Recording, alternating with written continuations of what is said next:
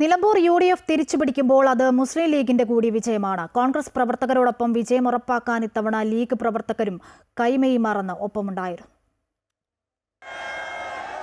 നിലമ്പൂരിലെ UDFിന്റെ തിളക്കമാർന്ന വിജയത്തിനു പിന്നിലെ പ്രധാന ഘടകം മുസ്ലിം ലീഗായിരുന്നു. നേരത്തെ പല തെരഞ്ഞെടുപ്പിലും മുസ്ലിം ലീഗിന്റെ വോട്ടുകൾ പൂർണ്ണമായും കോൺഗ്രസിന് ലഭിക്കാറില്ല എന്ന് UDF ക്യാമ്പിൽ അടക്കം പറച്ചിലുകൾ ഉണ്ടായിരുന്നു. അന്തരിച്ച കോൺഗ്രസ് നേതാവ് ആര്യാടൻ മുഹമ്മദിന്റെ ലീഗിനെക്കുറിച്ചും തങ്ങളെക്കുറിച്ചുമുള്ള പരാമർശങ്ങളെല്ലാം ലീഗ് പ്രവർത്തകരിൽ അതൃപ്തി ഉണ്ടാക്കിയിരുന്നു. ഇതെല്ലാം മുൻകാലങ്ങളിൽ PV അൻവറിനായിരുന്നു അനുകൂലമായി വന്നിരുന്നത്.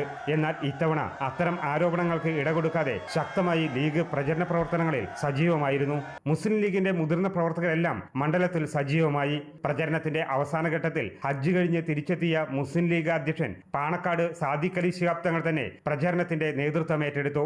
നിലമ്പൂരിലെ UDFിന്റെ വിജയം ലീഗിനെ സംബന്ധിച്ച് മറ്റു കാരണങ്ങൾ കൊണ്ടും അനിവാര്യമായിരുന്നു. വരുന്ന നിയമസഭാ തെരഞ്ഞെടുപ്പിന്റെ സെമി ഫൈനൽ എന്ന് വിശേഷിപ്പിക്കപ്പെട്ട നിലമ്പൂർ ഉപതെരഞ്ഞെടുപ്പിൽ തോറ്റാൽ അത് 2026 അധികാര പ്രതീക്ഷകൾക്ക് തിരിച്ചടിയാകുമായിരുന്നു. മുസ്ലിം ലീഗ് അടക്കമുള്ള ഘടകകക്ഷി നേതാക്കളുടെ ഈ സഹകരണം തന്നെയാണ് ടീം UDFിന്റെ വിജയമാണ് നിലമ്പൂരിൽ ഉണ്ടായതെന്ന് പ്രതിപക്ഷ നേതാവിനെ കൊണ്ട് പറയിപ്പിച്ചത്. അമൃത ന്യൂസ്, മലപ്പുറം.